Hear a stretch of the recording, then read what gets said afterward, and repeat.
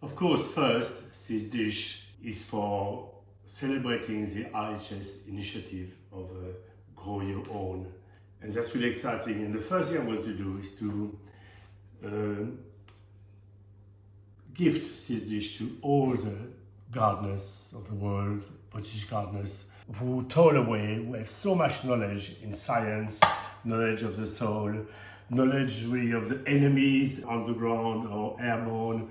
So I have a huge respect for it, because I know I have at the Manoir a garden who has 170 varieties of vegetables and some amazing, extraordinary people there who grow this food for the restaurant, for the Manoir. This is that important.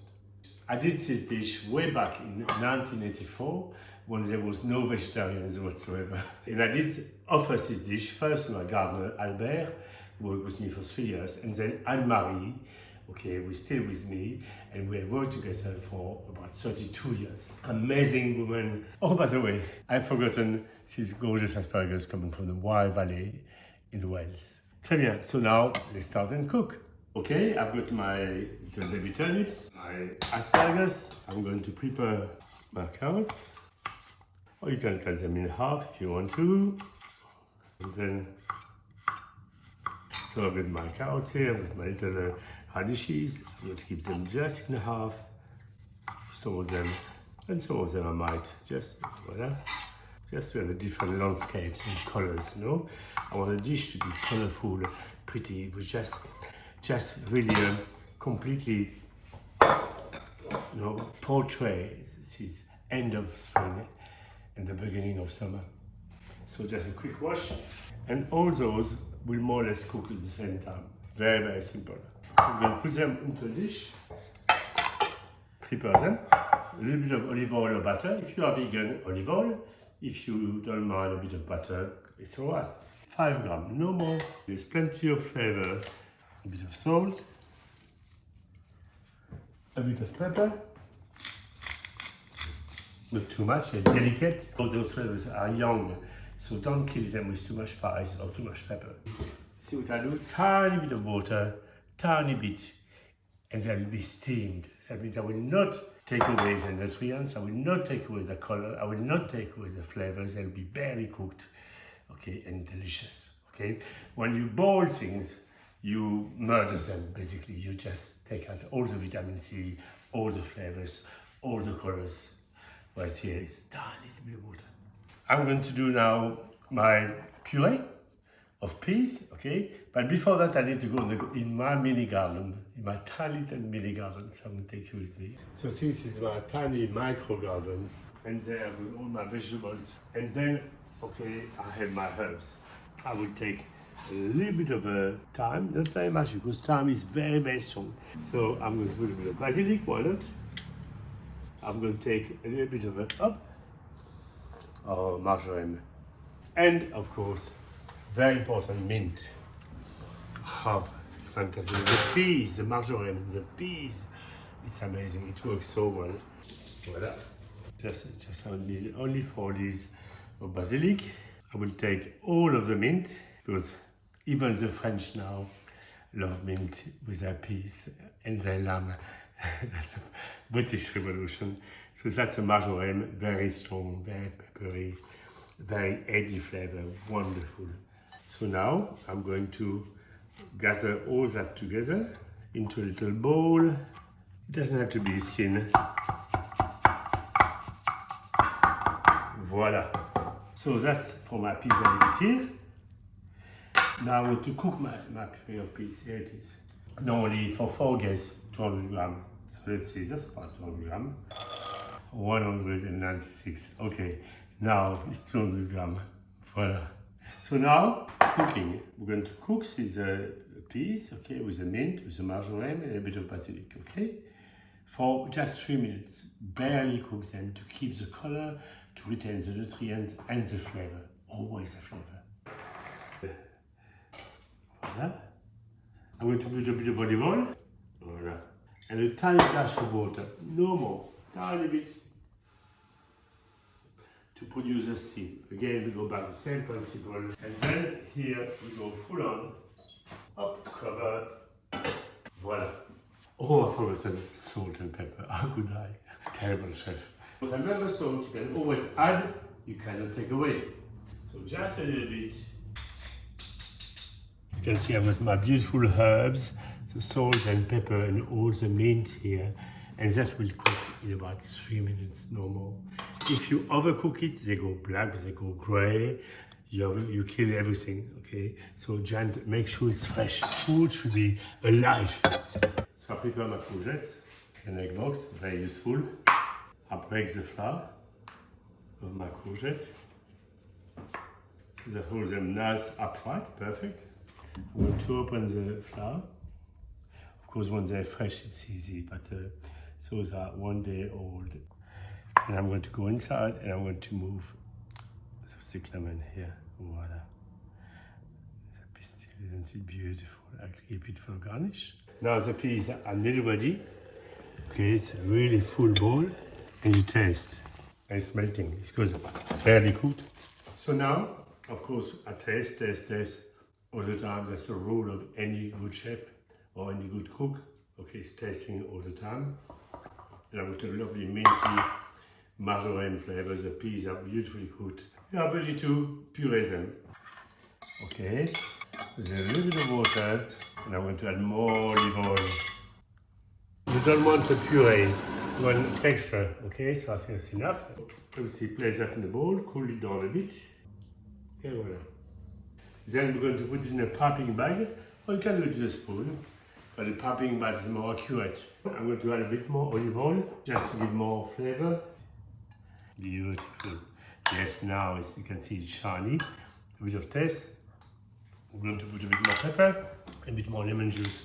You want the flavors to develop slowly, layers after layers. Okay, a bit of lemon juice here will do absolutely fine. Voila. I'm going to fill them up, okay, with my puree. Okay, put it up nicely. You got your puree here or any filling. Squeeze the top, voila, like that. We are going to fill. You lift them up nicely, twist a little bit the top, and it's ready to be steamed. So now I'm going to cut my courgettes right at the top here, so I can open it up, and they are ready to be steamed. The dish is nearly ready. Remember, you can prepare that in advance, the pudding of the peas, but you can buy them now, fresh, even frozen, they're quite delicious. With the baby courgette here. And that's really a lovely summer dish. It's a celebration of the beginning of the summer and the end of the spring. I love when these two seasons, you know, just join each other. And of course, my mom taught me always seasonality is everything. And that's what maybe in this country we have forgotten.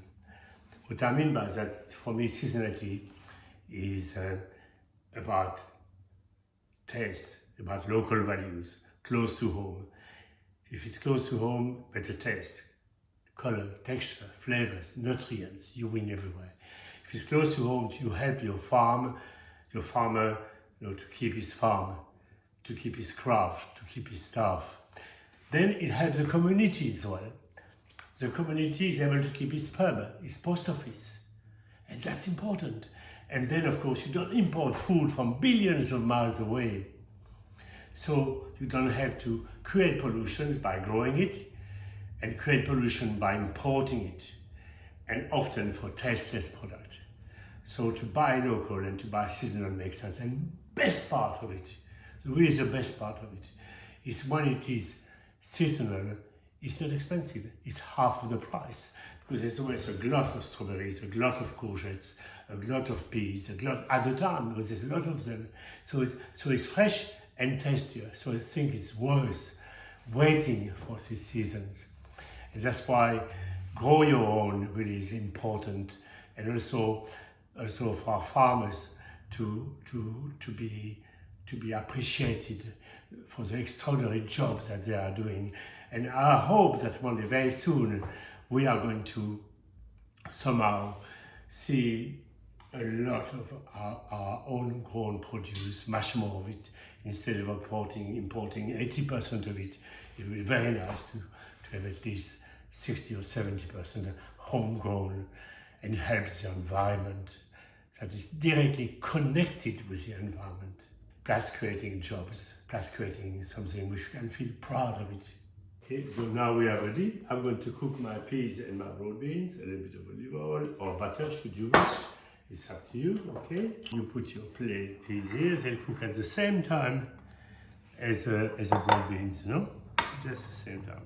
A little bit of pepper, a bit of salt. Yeah? So my broad beans and my peas are cooking. My vegetables on the back of it are going to start to cook as well. And now I'm going to steam my courgettes and my baby courgette flour. So now all is ready. The peas and the broad beans. The vegetables here. Just a bit of water, full on. And that will take only 2 minutes to cook. This one, 1 minute. I'm going to add a bit of water. Voila. Water is the best transmitter of heat. Steam is much better than dry heat. You can keep things moist as well. My courgette flowers. These beautiful courgettes, voila. They'll cook at the same time. That will take 4 minutes. So just getting to know the vegetables to cook the fastest, the ones the least, okay? But you know, for me, the seasons are still something which drives all my food, all my philosophy is something I always pass on to young people. And grow your own, of course, makes me very happy. It's an extraordinary, fantastic campaign, which I really wholeheartedly have campaigned for the last 46 years that I've been in Great Britain, because that's what my mum taught me. Simple as that. The morel are purely optional. Omit them completely or replace them by St. George mushrooms or the first chanterelle, no, whatever. It's a nice bit of color and strength of flavor. It adds something to the landscape. The courgettes and the courgette flowers with a pea puree, with the marjoram and the meat inside are cooking nicely. And the 2 more minutes. And now I can start cooking my beautiful vegetables here. 1 minute, and that for 2 minutes each. Voilà. We are ready here, beautiful, just barely cooked. So we're going to do a lovely mosaic, a still life, okay, of our garden. Place them as you want to, as they'll choose where to go. So gorgeous. Of course, with a beautiful Hollandaise sauce. It would be very nice. All these colors, they're so young, they're so fresh. So just so. It's a celebration. My courgettes are perfectly ready. Tiny bit of salt, tiny bit. And a lovely flour here. If you want to, you can put a few more, you know, just here and there. That's the stamens. If you want a juice, simply a little bit of herbs, chive or garlic, and then throw it in. You whisk in a little bit of butter, dash of lemon juice, and you get a fabulous jus. With the juice of the vegetables, a little bit of butter, a bit of lemon juice, and you pour it in. Voila. I think Anne-Marie will be very pleased to have this gorgeous dish. I know I'm going to enjoy it a great deal. Voila, c'est joli.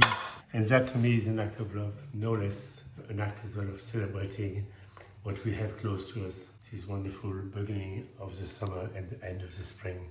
It's on your plate now. Bon appétit.